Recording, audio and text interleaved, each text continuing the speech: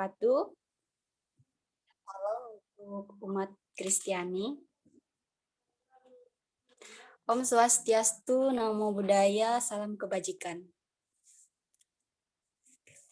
Pertama-tama marilah kita panjatkan puji dan syukur kepada Tuhan Yang Maha Kuasa karena kesempatan di siang hari ini kita bisa melaksanakan kegiatan mengenai penyuluhan HIV dan penyalahgunaan nafsa pada remaja.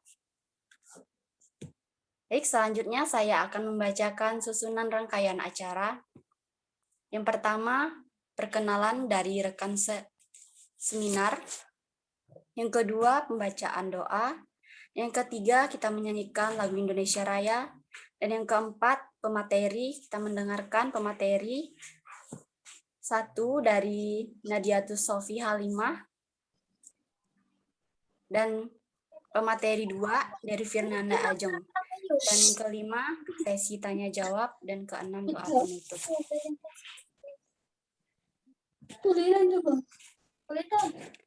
Yang pertama di sini saya akan memperkenalkan rekan-rekan seminar saya. Yang pertama ada Monika Dewi Purnomo dari Mojokerto sebagai penjawab.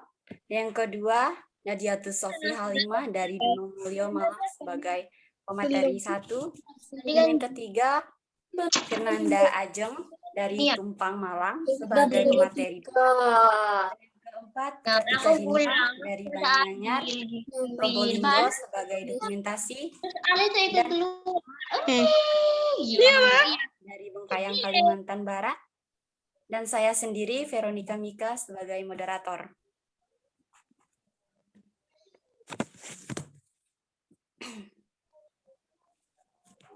Baik, untuk membuka acara ini, marilah kita berdoa. Izinkan saya untuk memimpin doa secara agama Katolik, dan bagi yang berumat lain, silakan menyesuaikan.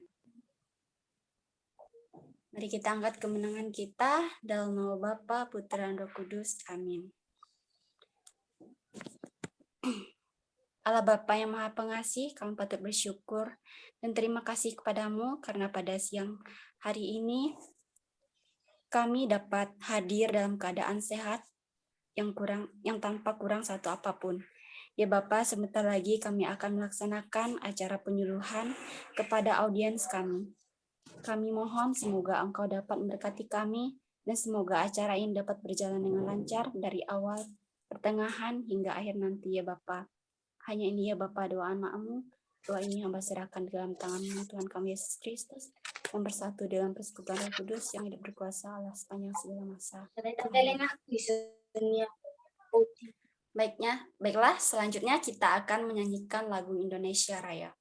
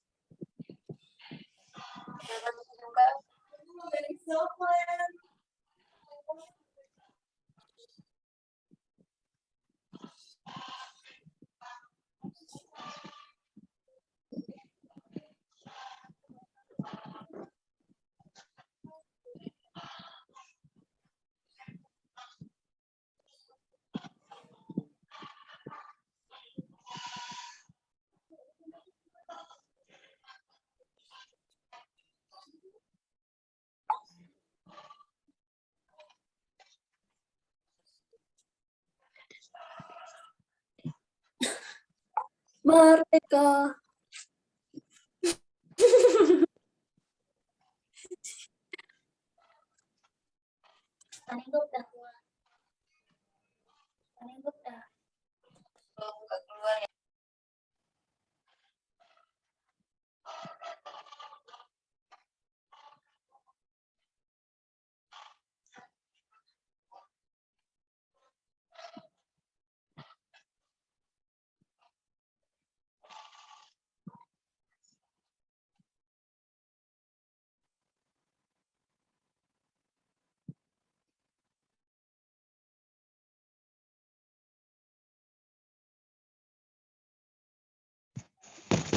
Baiklah, untuk acara selanjutnya, marilah kita mendengarkan pemateri dari Mbak Nadiatus Sofi Halimah. Untuk waktu dan tempatnya saya persilahkan.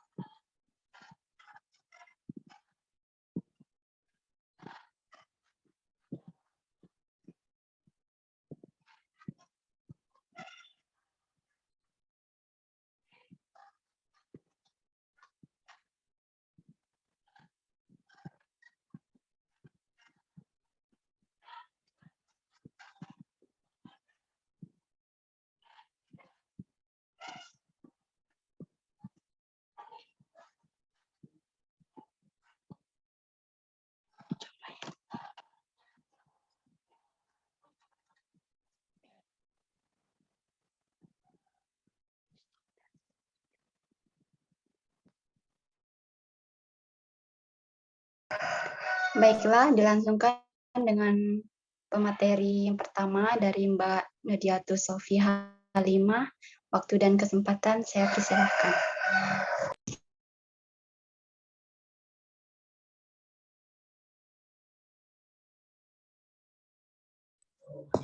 Baik, terima kasih. Assalamualaikum warahmatullahi wabarakatuh. Selamat siang buat adik-adik semuanya. Di sini perkenalkan saya Nadiatus Sofi Halimah, bisa dipanggil dengan Nadia. Di sini saya akan menjelaskan mengenai nafza. Waalaikumsalam warahmatullahi wabarakatuh. Oke, jadi di sini kita akan mengetahui apa itu nafza, kemudian kenapa nafza ini sangat berbahaya dan apa dampak remaja ketika kita menyalahgunakan nafza.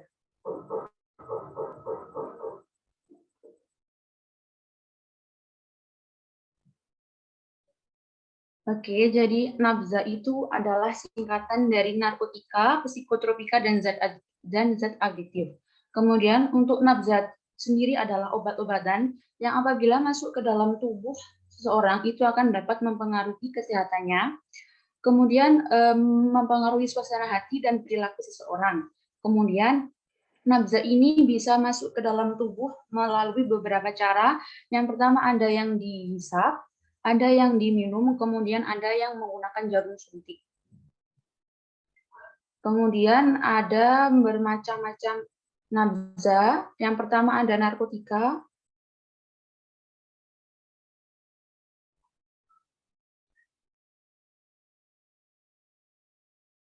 Oke, ada narkotika. Narkotika adalah zat yang dapat menurunkan kesadaran, mengurangi rasa nyeri, dan dapat menimbulkan ketergantungan. Narkotika ini bisa berbentuk tumbuhan dan bisa berbentuk dengan obat. Kemudian narkotika ini ada 3 golongan. Golongan yang pertama ada ganja dan kokain. Dan untuk golongan pertama ini tidak disarankan untuk diminum secara bebas.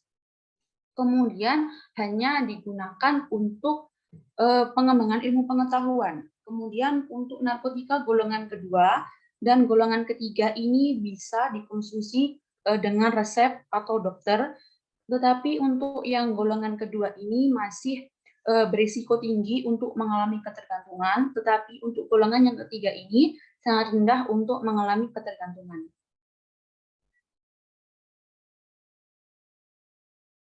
Yang kedua ada psikotropika, adalah obat yang bekerja menurunkan fungsi otak dan merangsang susunan saraf pusat sehingga menimbulkan halusinasi.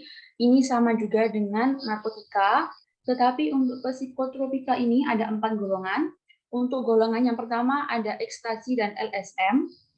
Untuk golongan kedua ada fensiklidin. Untuk golongan pertama dan kedua ini tidak disarankan untuk diminum secara bebas, dan biasanya hanya untuk pengembangan ilmu pengetahuan. Sedangkan untuk psikotropika golongan 3 dan golongan 4 ini sudah ada di apotik dan biasanya boleh dikonsumsi atas dasar resep dari dokter. Tetapi untuk golongan yang keempat ini biasanya seperti golongan obat pereda nyeri ataupun pereda sakit.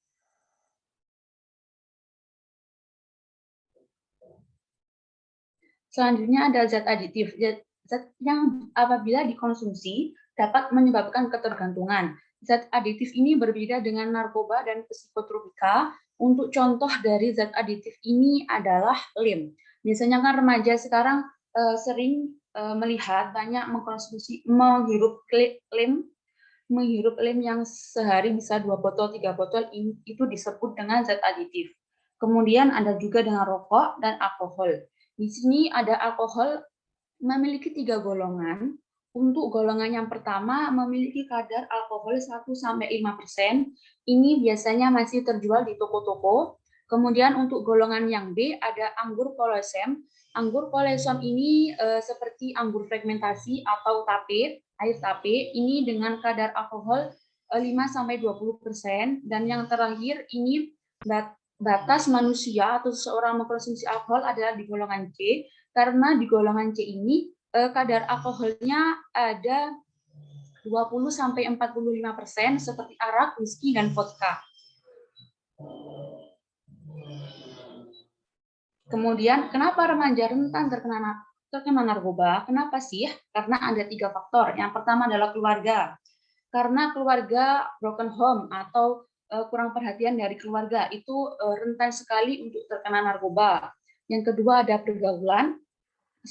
Kita salah memiliki pergaulan atau kita hidup di lingkungan yang buruk, kita tidak memiliki teman-teman yang positif, itu juga dapat terkena narkoba. Kemudian yang ketiga adalah kepribadian.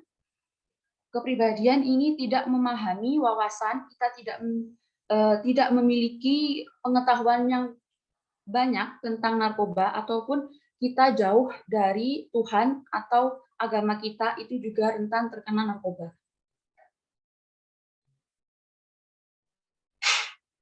Dan bagaimana mengenali penyalahgunaan narkoba? Di sini sudah ada gambarnya, ada mengantuk. Mengantuk ini tidak mengenal waktu. Kita siang-siang di jam kerja, jam 7, jam 8 kita mengantuk. Kemudian jalan sempoyongan, bicara pilo atau apatis. Kemudian ada kebersihan dan kesehatan tidak terawat.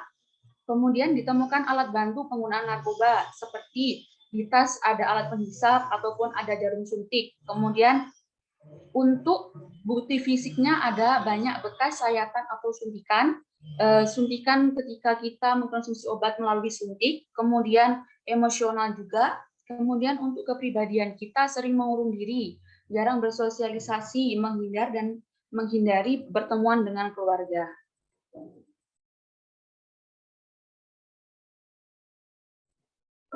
Untuk selanjutnya, apa saja bahaya nafza bagi generasi muda?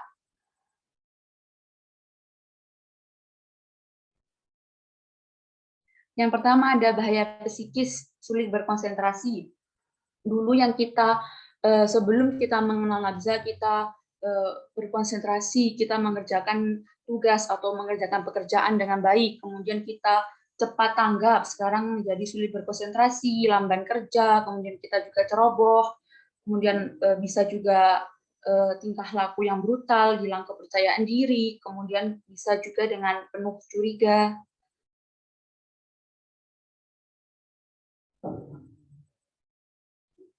Kemudian ada bahaya sosial, cenderung menyakiti diri.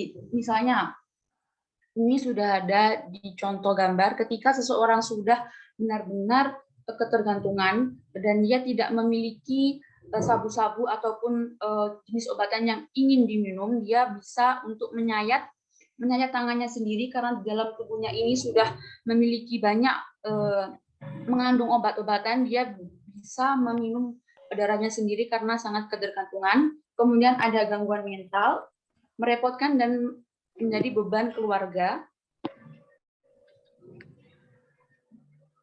Kemudian apa yang harus dilakukan bagi remaja agar terhindar dari narkoba? Ada 5. Yang pertama adalah mengaktifkan Satgas Anti Narkoba, contohnya adalah BNN atau Badan Narkotika Nasional. BNN ini tugasnya adalah untuk mencegah dan memberantas orang-orang yang terdampak atau terkena dengan narkoba. Kemudian menciptakan lingkungan bersih narkoba. Kita memiliki teman-teman yang positif, memiliki lingkungan yang positif, sering bersosialisasi dengan teman sebaya. Selanjutnya ada melaporkan bila ada peredaran narkoba di lingkungan sekolah. Biasanya di sekolah ini mula-mulanya kita mengetahui dari rokok. Biasanya kan anak-anak SMK ini sering merokok, itu bisa awal dari kita bisa terjerumus ke narkoba. Selanjutnya adalah menyampaikan pesan-pesan anti narkoba dalam setiap pertemuan kegiatan. Seperti saat ini saya melakukan penyuluhan kepada kalian semua, kepada adik-adik tentang bagaimana sih bahayanya narkoba, bagaimana cara mengatasinya, bagaimana cara mengatasi dan bagaimana agar kita jauh dari narkoba. Dan yang terakhir adalah membantu teman yang menjadi korban penyalahgunaan narkoba. Kita apabila memiliki teman yang pernah terdampak atau pernah mengalami terjerumus ke narkoba, kita bisa merangkul agar teman-teman tersebut bisa jauh dari narkoba. Baik, terima kasih. Saya kembalikan lagi kepada moderator.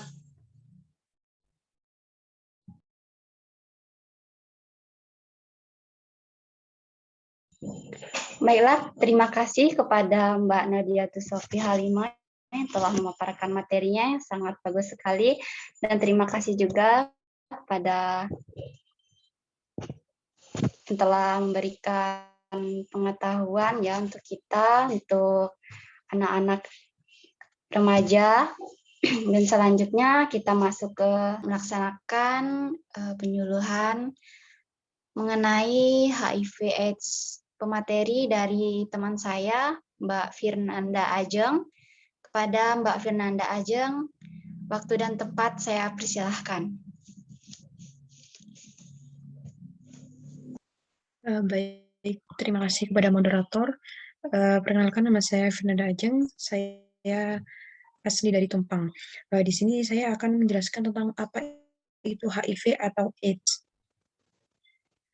HIV ini adalah virus, biasanya bernama Human Immunodeficiency Virus, atau AIDS ini adalah Acquired Immunodeficiency Syndrome.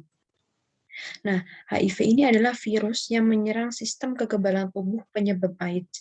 Jadi, pada orang terkena dengan HIV ini, dia akan mengalami penurunan sistem kekebalan tubuh yang akan menyebabkan semua penyakit akan masuk ke dalam penderita tersebut. Dari HIV ini akan menjadi AIDS, dan AIDS itu adalah Acquired Immunodeficiency Virus. Itu adalah kumpulan gejala penyakit yang menyerang sistem kekebalan tubuh akibat dari HIV. Jadi HIV ini adalah yang menyebabkan AIDS, dan AIDS ini adalah komplikasi dari HIV. Baik, seperti itu. Yang selanjutnya ada siklus dari hidup HIV. Nah, siklus dari hidup HIV ini, yang pertama ini ada masuk dan mengikat. Jadi virus HIV itu masuk ke dalam tubuh dan mengikat sel-sel yang ada di jaringan tubuh kita. Kemudian yang kedua ada HIV menggabungkan ke dalam materi genetik. Nah, di sini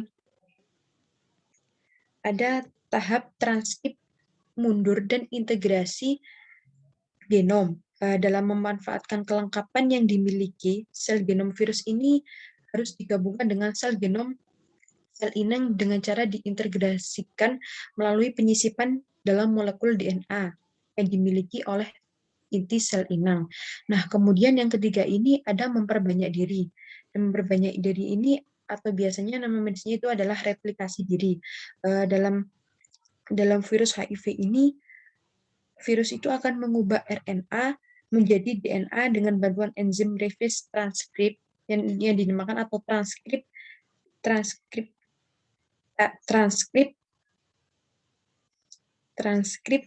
virus. Kemudian adalah sebagai material genetik menjadi DNA tersebut diintegrasikan melalui DNA yang sel inangnya kemudian akan menghasilkan RNA virus.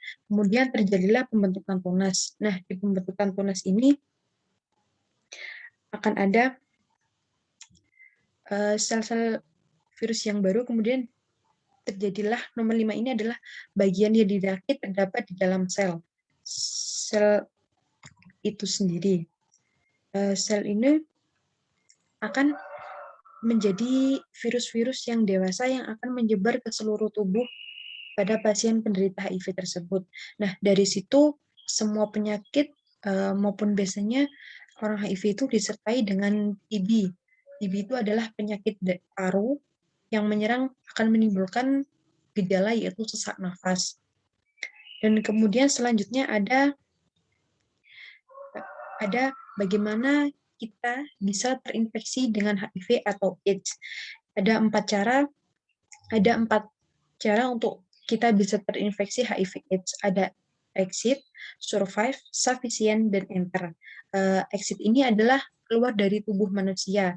Bagaimana virus ini bisa keluar dari tubuh penderita HIV. Dan kemudian ada survive, kondisi hidup, misalkan penyebaran HIV melalui darah, dengan cara seks, anal, oral, vaginal. Kemudian HIV itu ada dalam kondisi hidup, virus itu dalam kondisi hidup, dan kemudian ada sufficient, jumlah dan konsentrasinya cukup. Jadi virus yang akan ditularkan penderita HIV kepada seseorang selanjutnya ini dalam jumlah dan konsentrasi cukup. Kemudian ada enter, HIV bisa masuk ke dalam tubuh yang akan ditulari.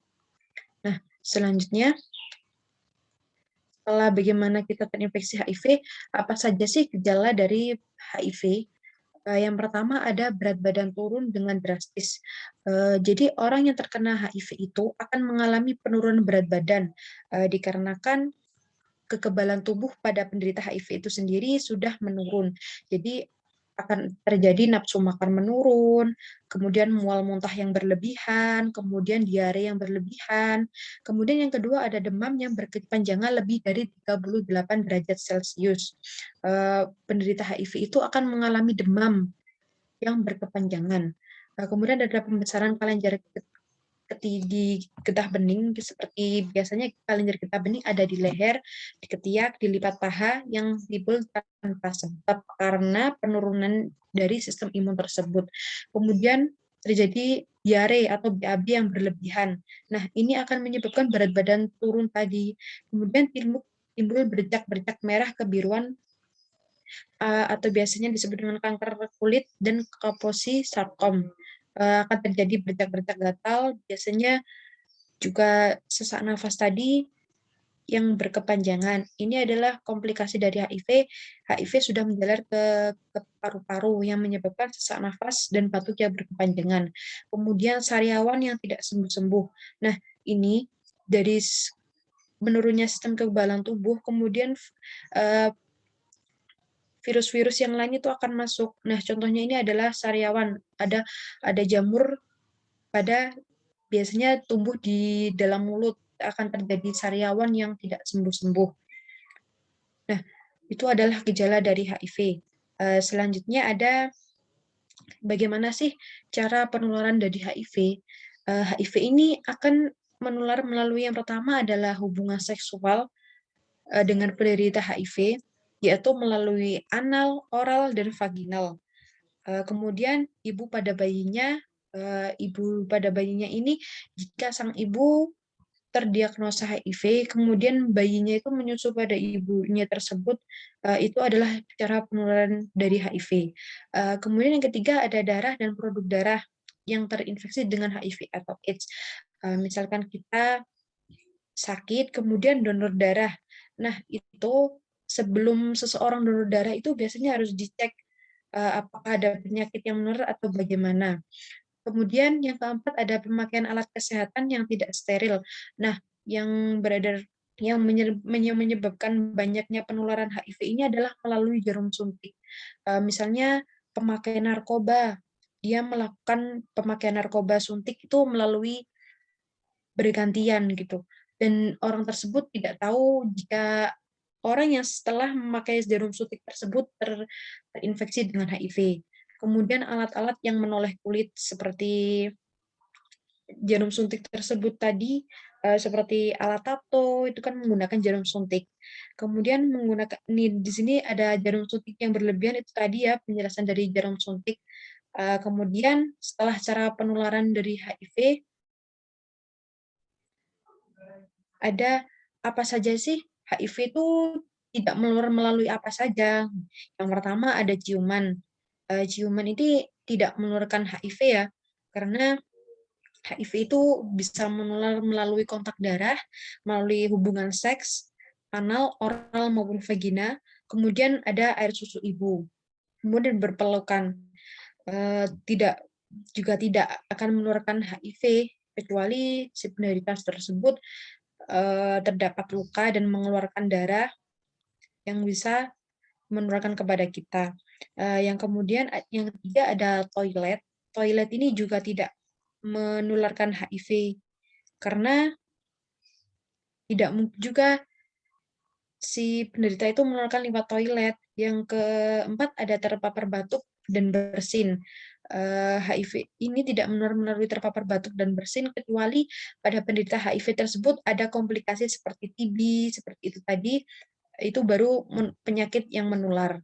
Kemudian alat makan ini juga tidak menularkan HIV, lebih baik tapi kita jika berada dalam satu rumah dengan HIV lebih baik jangan gitu. Soalnya kita harus waspada, tapi HIV itu tidak menular melalui alat makan. Kemudian ada nyamuk. Nyamuk setelah menggigit penderita HIV, dia tidak akan menularkan nyamuk ini ke penderita yang lain. Karena itu tidak mungkin. Kemudian tinggal satu rumah dengan HIV juga tidak akan menular kecuali kita berkontak dengan HIV melalui darah, hubungan seks, dan air susu ibu tadi. Kemudian bersentuhan selagi penderita HIV tidak mempunyai luka juga tidak apa-apa. Begitu HIV tidak menular melalui apa saja, ini sudah tahu ya. Kemudian selanjutnya ada bagaimana sih penata laksanaan HIV. Yang pertama ada pendidikan seks sejak dini. Jadi untuk kalian para remaja lebih baik bacalah yang bermanfaat gitu tentang pendidikan seks sejak dini seperti ini, seperti mengikuti penyuluhan ini, kan kalian jadi mengetahui bagaimana sih cara penularan HIV, bagaimana sih pengguna narkoba, apakah baik atau tidak. Yang kedua kemudian melakukan program penurunan resiko. Melakukan program penurunan resiko seperti melakukan penyuluhan ini dan adik-adik pun harus mengikuti karena pengetahuan ini penting untuk menghindari penularan tersebut. Kemudian ada yang ketiga ada program outreach dan pendidikan teman sebaya. Nah, ini pendidikan kelompok dengan peningkatan informasi tentang bagaimana HIV, bagaimana narkoba, apa sih bahayanya narkoba, bagaimana sih HIV itu. Yang kemudian ada melakukan rehabilitasi. Melakukan rehabilitasi ini adalah bagaimana cara mengatasi narkoba itu jangan ditularkan melalui apa-apa. HIV itu jangan ditularkan. Bagaimana jangan memakai narkoba seperti itu. Baik, begitu materi dari saya tentang HIV atau AIDS. Terima kasih. Ya, terima kasih kepada Mbak Firnanda Ajeng ya atas segala ilmu yang sangat bermanfaat sekali untuk anak-anak muda yang khususnya di kalangan remaja gitu ya, Mbak Firnanda Ajeng ya. Ya, Mbak. Baik. Ya, terima kasih Mbak sekali lagi. Baik, selanjutnya kita langsung saja untuk audiens, apakah ada yang ingin dipertanyakan atau ada yang kurang dipahami, silakan bisa dibuka mikrofonnya. Untuk waktu dan kesempatan, saya persilahkan. Selamat sore, Kak. Iya, Mbaknya dengan siapa? Bisa memperkenalkan diri dulu, dari mana dan kelasnya dari mana juga. Silakan. Perkenalkan, nama saya Anastasia Bivani Harni dari NTT kelas Kalisto. Saya ingin bertanya mengenai materi HIV/AIDS. Pertanyaannya adalah, apakah orang yang hidup dengan HIV beresiko lebih tinggi terinfeksi virus yang menyebabkan COVID-19? Terima kasih. Baik, Mbak. Bisa disebut lagi dengan siapa tadi namanya? Anastasia Epifani Harni. Baik. Kepada Mbak Monica, apakah pertanyaan dari Mbak Anastasia sudah bisa ditanggapi? Sunda, Mbak. Baik, terima kasih. Untuk jawabannya bisa ditunggu ya Mbak Anastasia.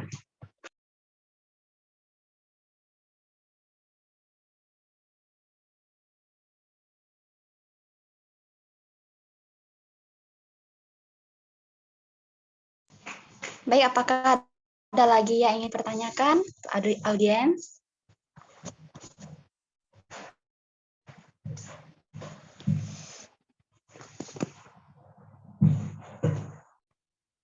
Ada, Kak.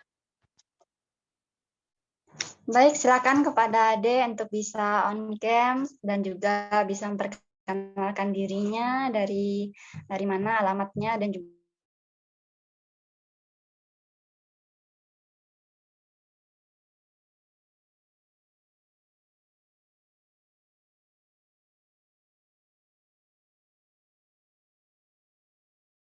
mempunyai pertanyaan, apakah narkoba yang langsung dimakan atau dihisap bisa membuat penyakit HIV tertular tanpa perantara pemakaian suntikan? Seperti itu, Kak. Terima kasih. terima kasih kepada Adik Delista. Bagaimana dengan Mbak Monica? Apakah pertanyaan dari Adik Delista sudah bisa ditanggapi? Baik, Mbak. Ambil sini ya. Baik, terima kasih kepada yang sudah bertanya.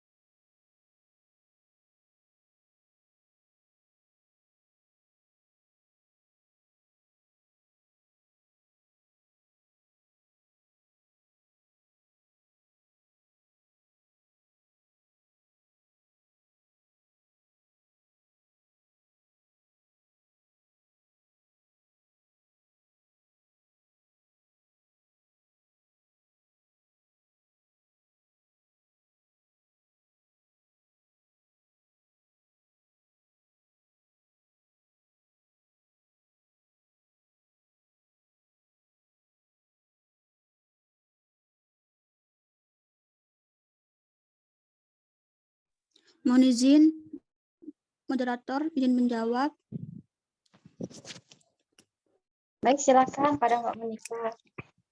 Pertanyaan dari Mbak Anastasia. Apakah orang yang hidup dengan HIV berisiko lebih tinggi terinfeksi virus yang menyebabkan COVID-19? Orang yang hidup dengan HIV atau ONDA yang belum mencapai survei virus melalui pengobatan antiretroviral rentan untuk mendapatkan infeksi oportunistik dan perjalanan penyakit akan cepat mengalami pemburukan. Hal ini disebabkan status HIV mereka disarankan untuk mengambil tindakan pencegahan, misalnya sering mencuci tangan, etika batuk, hindari menyentuh wajah, menjaga jarak, mencari perawatan medis jika bergejala, isolasi diri jika kontak dengan seseorang COVID-19. Semoga jawaban saya cukup menjelaskan. Untuk Mbak Anastasia, apakah kurang jelas? Sudah, Kak. Makasih. Terima kasih pada Mbak Monika yang sudah memberikan jawaban yang cukup baik kepada Mbak Anastasia. Mungkin ada lagi yang ingin dijawabkan Mbak Monika dari pertanyaan-pertanyaan. Jadi moderator menjawab pertanyaan kedua dari Mbak Devista, apakah narkoba yang langsung dimakan atau dihisap bisa membuat penyakit HIV tertular tanpa perantara pemakaian suntikan? Sebenarnya nyuntik pun tidak akan menularkan HIV, asal selalu memakai alat suntik steril dan punya sendiri dan tidak bergantian. Dan tidak menyuntik pakai alat suntik bekas orang lain, dikarenakan ada bekas darah atau partikel darah orang tersebut bisa saja masuk ke dalam aliran darah kita. Dan walaupun minum dari gelas bekas orang lain atau isap narkoba secara bergiliran tidak beresiko HIV, tetapi bisa beresiko menularkan virus lainnya, misalnya seperti flu. Mungkin Mbak Devista juga tahu kalau HIV tidak saja terdapat dalam darah. Cairan tubuh lain juga mengandung virus itu dengan jumlah yang cukup untuk menularkan, di antaranya air mani dan ASI. Cairan tubuh dengan kandungan HIV yang jumlahnya tidak cukup untuk menularkannya adalah air liur dan keringat. Lagi pula tidak lazim keringat atau liur masuk ke dalam tubuh orang lain. Air mani lazim masuk ke tubuh lewat vagina, anus, bahkan mulut. Begitu pula ASI. Semoga jawaban saya cukup menjelaskan mengapa menyuntik beresiko menularkan HIV ketimbang makan atau isap narkoba. Apakah Mbak Devista kurang jelas? Baik, Kak. Sudah cukup jelas. Terima kasih atas. Baik, kepada Dek Devista yang sudah memberikan pertanyaan, dan juga kepada Mbak Monika yang sudah menjawab pertanyaan tersebut dengan baik. Dan teman-teman audiens, apakah ada lagi yang ingin dipertanyakan mengenai HIV dan penyalahgunaan nafsa? Jika ada yang ingin bertanya, silakan. Baik, dengan Mbak siapa, Mbak? Silakan bisa on. Saya Safia Rahmasa Fitri dari Pandaan, dari kelas Kalisto S1 Keperawatan. Saya izin bertanya, mengapa kenakalan remaja menjadi sasaran utama pengedaran narkoba? Terima kasih. Wassalamualaikum warahmatullahi wabarakatuh.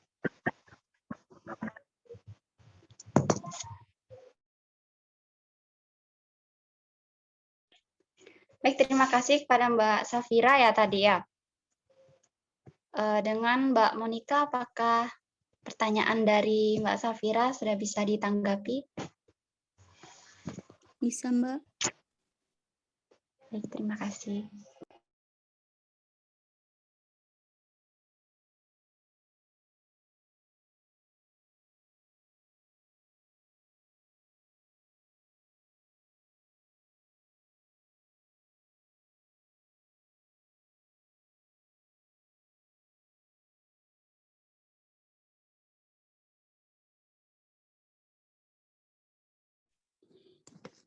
izin menjawab, Mbak.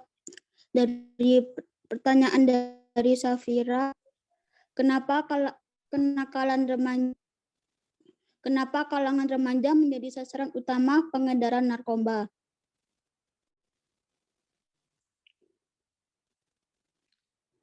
Karena pada masa ini emosi mereka masih labil dan rasa ingin tahunya cukup tinggi. Itu bisa dihindari jika ada kepedulian dari orang yang memiliki peran penting dalam bentuk karakter remaja. Misalnya dukungan orang tua sangat bentuk karakter anak, sehingga dapat menolak ajakan untuk ikut-ikut menggunakan narkoba. Dan interaksi orang tua dan anak sangat penting untuk menumbuhkan kedekatan di antara mereka. Misalnya dengan mengobrol atau pergi bersama di waktu luang. Kedekatan ini penting untuk menciptakan rasa nyaman bagi anak-anak. Mereka semestinya dapat menganggap orang tua selayaknya teman. Mana salah dapat kepada orang tua. Nah, yang berbahaya adalah ketika anak tidak berani menceritakan permasalahan yang ia hadapi kepada orang tua. Semoga jawaban saya cukup menjelaskan, Mbak Safira. Apakah kurang jelas? Terima kasih Kak, sudah jelas. Baik, terima kasih kepada Mbak Monika yang sudah memberikan jawaban yang sangat baik kepada Mbak Safira. Dan selanjutnya tidak terasa ya untuk pertanyaan, apakah ada lagi yang ingin bertanya pada para audiens?